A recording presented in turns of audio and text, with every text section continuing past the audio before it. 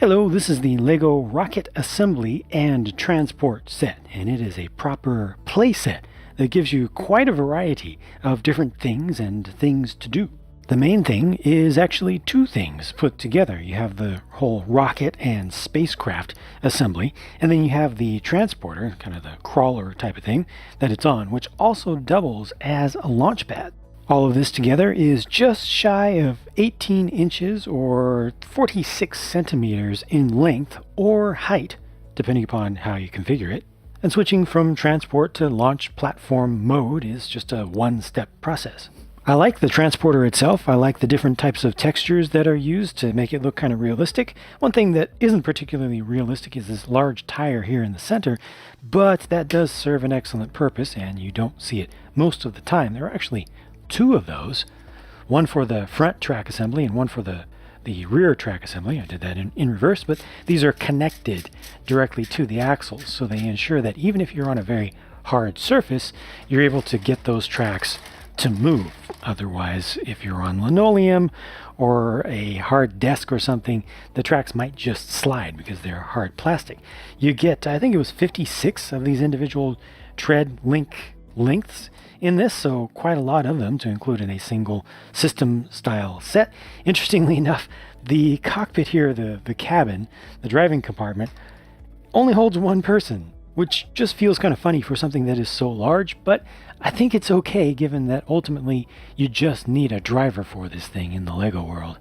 Altogether, this feels like a hybrid of one of NASA's crawlers and some sort of Arctic research vehicle. Interestingly, this rocket is just a little bit taller overall than the other big one that they released in this series. And it is a fundamentally different design. I haven't found anything in real life that's exactly like this one on the left, but I think the closest match would be one of the upcoming Angara rockets from Russia. This does use the same modular connection system that's been established for this entire year, so you can remove just the spacecraft at the end and ultimately use this with any of the other sets that have that dark gray piece. For example, I could easily launch it from this rocket by just connecting it right there. Or I could take the middle section of this rocket assembly, remove that, and use it as a module on the lunar space station. As long as I have one of these available, so like I can't attach it right here or here, but if I remove this, then I can put this in between, just use the Technic pins and reuse them. The possibilities ultimately are definitely not endless, but there are many depending upon exactly which set you get and how many of those modules you have available to attach to.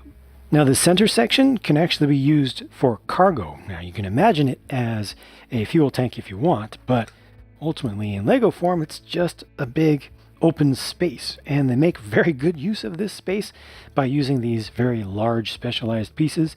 This is an existing part. This is new for 2019. They also did this in dark orange for the other rocket that I showed you, and this can be used with basically anything that'll fit in there. One thing that they do include here is a rover. We'll take a closer look at that later, but you see there's ample space for that. And I'm sure that you can find many different things that will fit into one of these. Or if you want to expand on one of these rockets, you could add another of this module if you have one. You could even add another segment from that space station that I was just looking at, put that in between here and start expanding this out and making it pretty crazy if you want, actually. The spacecraft here, the shuttle, is primarily designed as a crew capsule. So you've got space for one person as an operator, pilot, to be sitting right there, a couple consoles in the front. And then you remove this, there's more space, but it's primarily designed for, again, human habitation, at least temporarily. Now, if you want, you can put some small cargo back there, but it's mostly designed as a seat. And I like the shape of this. I think that during takeoff, you might want to fold the little winglets in like that. It's kind of a cool look as well. You can bring them out straight. You can bring them down a little bit. Do that however you want. I think they're intended to be like this. And just have a single engine suggested on the back there.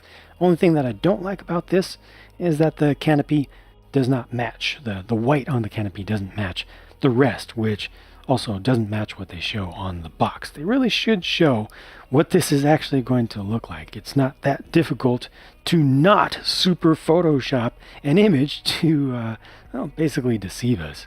The attachment of rocket to rocket transporter is mostly via those two 2x2 jumpers right there.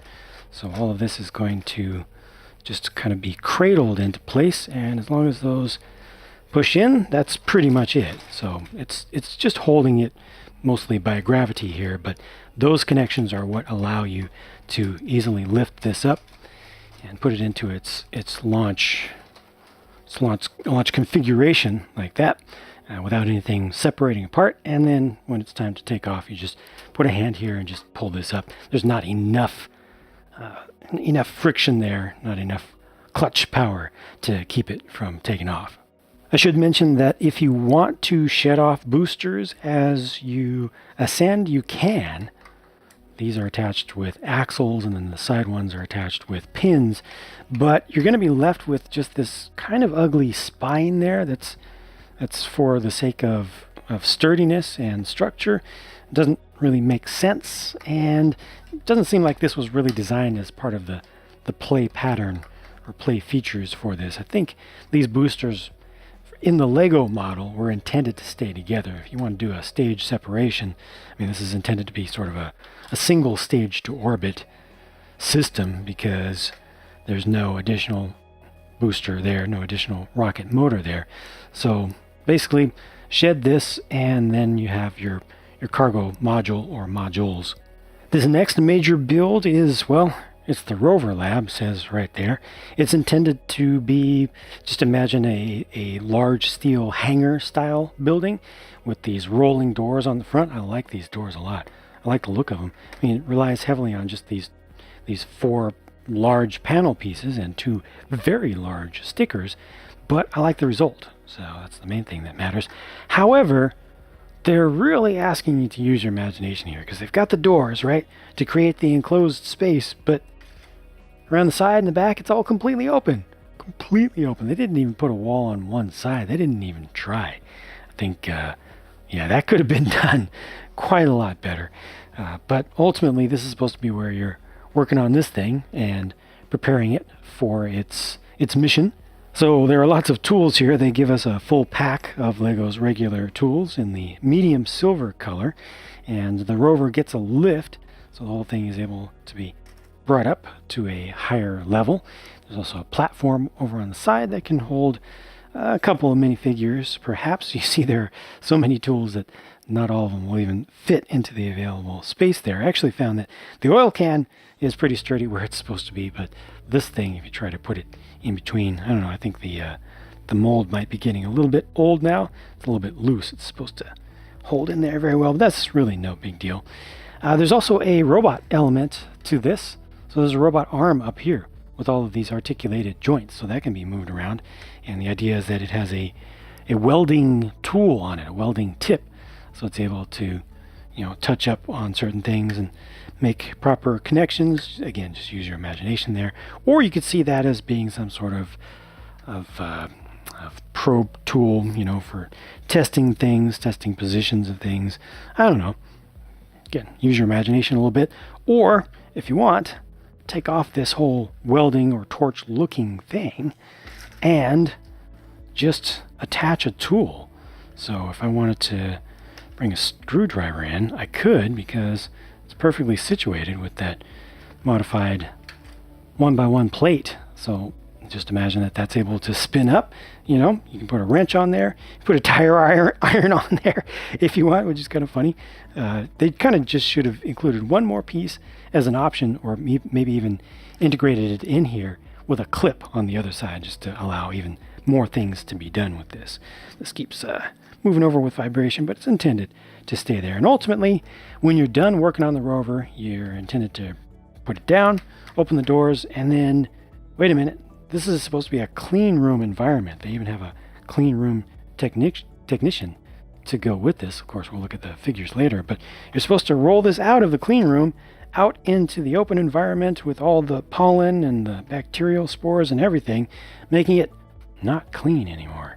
That only bugs me because I really like the inclusion of the very concept of a clean room in a toy set for kids. It gets the conversation started, gets the thoughts started about the idea that in many branches of science and technology, it's very important to be clean, to be pure, to have controlled environments for things that you're either building or that you're experimenting on. And they kind of break that here by having you take something out. And I know that people have tried to make the excuses for Lego saying that, well, it's only the internal components that need to be kept clean and sealed away, keep dust out of it and everything. But that's not how things work. In real life, what needs to happen is this needs to get loaded into the cargo capsule. It needs to get sealed up before it leaves this building, and then the capsule will get transferred over to the the actual rocket, the actual launch system itself. But one other thing that you can do to mitigate that just a bit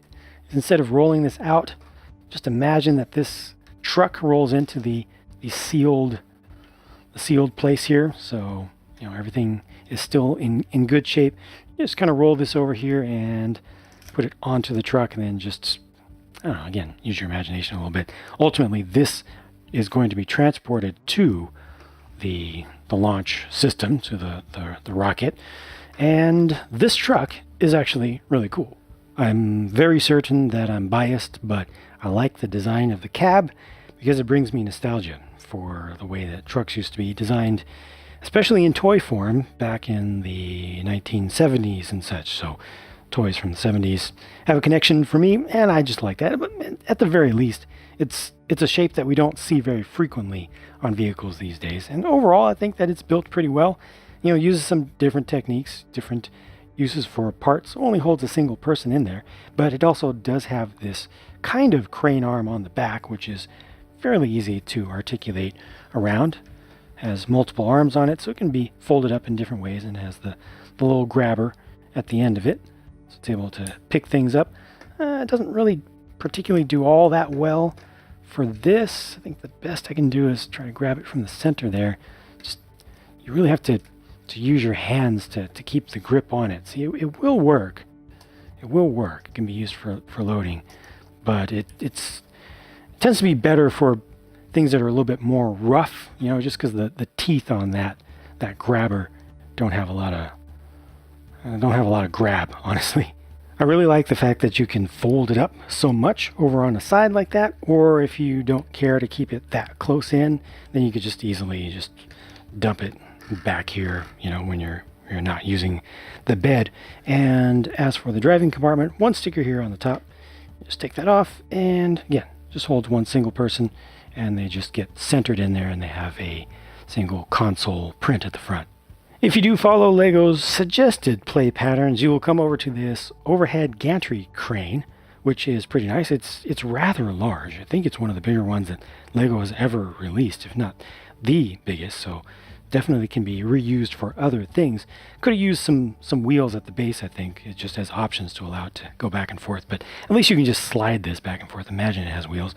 And it has a working winch, and you can attach it to, for instance, if I can get it lined up properly, the canopy there, the canopy on the side. If I just break the friction there and then pull that up, I can take the top off, slide that over somewhere. Of course, I do need something else at this point to do the proper work of moving this off-site, at least temporarily. But now that I've done that, I can do something very useful.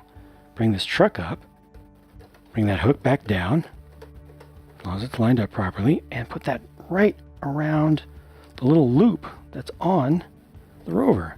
Pick the Rover up. It's pretty well balanced. Happy about that.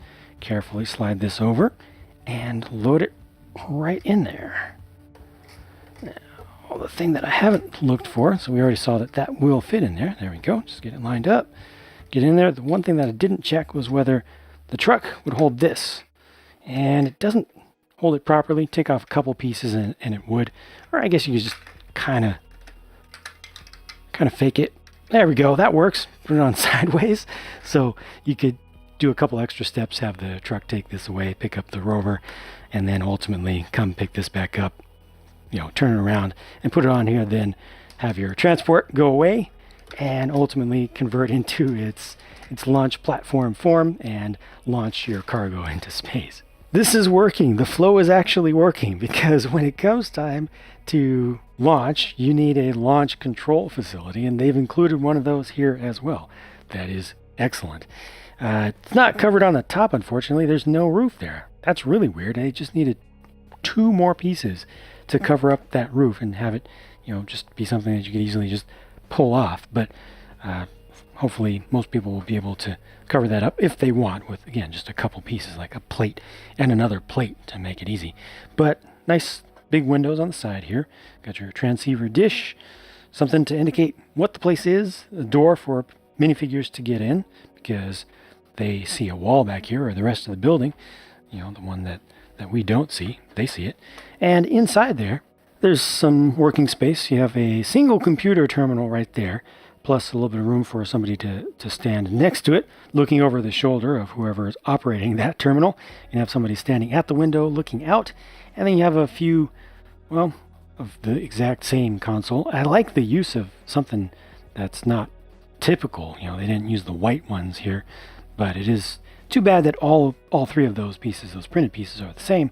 What's above there is actually pretty nice. This is showing you a remote feed of what the rover would see once it's actually on the surface of Mars. That's the intent. You're going to Mars. And this has a nice little feature built into it, the way that it works. It works with the transceiver dish here, which can be rotated around. So there are a couple stickers on a couple of half cylinders, and you can just look around. I like that. You can just imagine that you're remotely controlling the thing or giving it commands, and as it executes those commands, you can see around. Or maybe it just took a full panorama. I prefer to see it as a semi-live view. It really just helps the imagination when you think that you are looking right now at the surface of Mars as it appears right now. I mean, it's going to be delayed, of course, but it's close enough. It just makes things a lot more real. And that's kind of how things do work with the space programs these days, which is fantastic. And I think that it's great to capture, or to attempt at least to capture that fantasy and that awe of reality and or possible reality for kids. Now that cylinder is open from the outside of the building, but just imagine that this is a public viewing space, so you could have regular people just watching from outside the building and seeing the same live view at the same time. So what about the rover? I keep talking about the rover. I keep punting on showing you the rover. Well, here it is. This is nice for how small it is. I really like the build. I really like the use of pieces. There's a great amount of realism here. You got your antenna there. This robot arm has a drill on it for taking samples. That's great. You can also rotate around. That's fantastic. I love that. And then there's also the stereoscopic vision cameras over here that look like eyes. You can rotate those around as well. Full 360 degrees. I mean, that's, again, for this size, that's just great. You can also angle this antenna just a little bit, and it's got solar panels. Those are done with stickers, but they're good. How compact this thing is, I love. Building techniques, use of relatively modern parts, just well chosen. It's kind of simple, but I think it's really good. I think it's better than a lot of things that they've done, even that have been larger than this or more complex over time. Very happy with this, very sturdy, real rubber tires. No articulation in the in the suspension. That's the only thing that I think could have made this better, but then it would have been much larger. So no, I think they did a fantastic job with this. Oh yeah, you can also fold this down when it's not in use that way, or maybe even a better thing to do when you're launching this, just have it folded that way to imagine that it's protecting its lenses. Yeah, this is really good. Here's the last build. It's intended to be a testing site for your rover to actually evaluate how it works and to try out maneuvers with it and everything. So this is just giving you a simulation of the surface where you're going to be doing your exploration, and has a pair of a geode there, which is a pair of pieces together, and the light is just to give you some focus when you're working on it. But you could imagine this being the actual surface of Mars or wherever you're going if you want. Just leave the light off and bring your little rover over there. Now here's one thing that is a little bit unfortunate, but I can't blame them for it. But the unicorn horn piece that's used for this drill bit is rubbery, so it doesn't do so well for cutting into these rock pieces. You have to use your imagination a little bit, and also your physical finger, or your huge big finger. Get it in there and break that apart. It's no big deal. It's not a big deal at all. But yeah, it would have been nicer if you could actually break that apart. But no, it's fine. And those geodes are beautiful. Oh, they are absolutely beautiful. Yes, I love that color there. It looks like amethyst to me. Imagine it's something more exotic than that. But there's some glitter in there, and the magenta, dark purple, dark pink. And you can also see through when there's light allowed into it. Yeah, that's cool. Also cool is the fact that I get to be one of the astronauts in this set. To be very clear, these are the actual figures that are included in the set. It just so happens that they use one of the very common Lego City heads that I chose as my sig fig head, so it's just a bit of coincidence there. But these are identical other than the heads. So let me you already know what mine looks like, so I'll open this one up so you can see its detail. I'll take the air tanks, the classic styled air tanks, off so that you can see what that torso looks like around the back. So both of them would be identical in that way. These are just a couple of general technicians, so give them whatever jobs you want. Assign them to whatever roles you choose. You could have them working in the clean room if you want, although they're not fully suited up for that. But I mean, again, they're just regular workers who are involved in the program. So you could have them in the launch control building. You could have one of them driving the truck, operating the crane, whatever you want. You need regular, massable worker people in situations like this. So I'm glad that they included two of these. No alternate face, that's perfectly fine. With these two, again, give them the roles that you choose. You have a project manager and an engineer of some sort working on the rover, its design, or at launch control. They're just a couple of folks. They can definitely be used for many different things, and obviously they can also be taken outside of the space-specific theme. The one on the right is holding a laptop there. It's the traditional fold-up Lego laptop. I'll just open that up for you if you're not very familiar with these. Oh, it's actually holding itself together, but it's just a single piece that you fold up. It's got a suggestion of a keyboard there. And for alternate faces, well, once again, nothing, but that lets you see the prints fully, and they're regular faces. Now, obviously, there is one problem between these two, and it's with the lady. She's got a little bit of a misprint there. The mouth is a little bit off to the side and or cut off, which I'm okay with. I believe it's a mistake, but I don't mind it. It just kind of gives her a little bit of a different look, an asymmetric face. I love this clean room tech. I really appreciate the white recoloring of that cap. And again, just the whole idea of a clean room and, worrying about the spread of germs, especially bacterial spores and pollens and other things, into instruments that are very sensitive. We're taking them to other planets where our own world of microbes could cause devastation. They could take hold and multiply, eating stuff that they find, and completely ruins everything. So it's just getting kids to think about being clean and how being clean can be mission critical in many cases. And with the robot, it's just a really cool design. It's so small, good use of pieces. That single printed part is used well here. You could potentially clip something onto the front of it. You can modify it, make it run on all fours if you want. Just lots of different possibilities, and a couple of of unused studs that are hollow at that. So again, you can attach more things. Yeah, that's all good.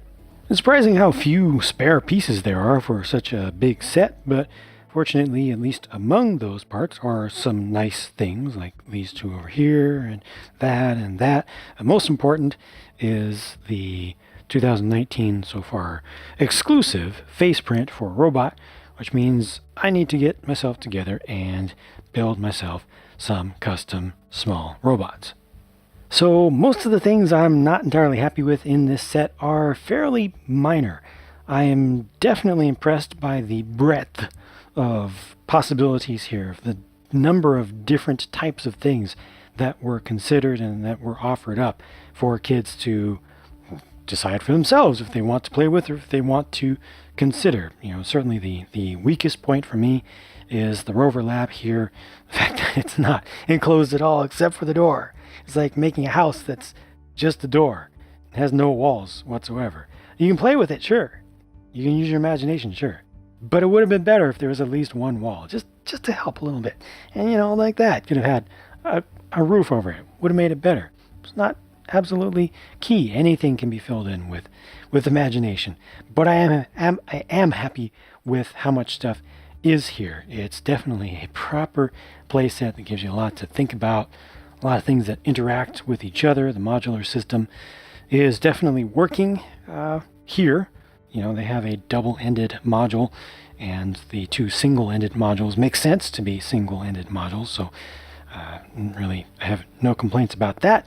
The only last thing is looking at the value, and yeah, the price to part ratio is a little on the scary side. I can't say I'm completely surprised by it. I mean, there are quite a few large pieces in this. Those are all big pieces. These are big piece there, big piece there, big piece there, big. There are a lot of big pieces in it. Even these masts are pretty huge.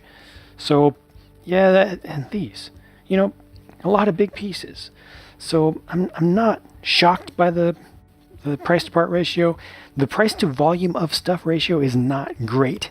I look at the stuff that's just on my table over here and comparing it to the $100 space set, and there's definitely more here, but relatively speaking, is it like 50% more?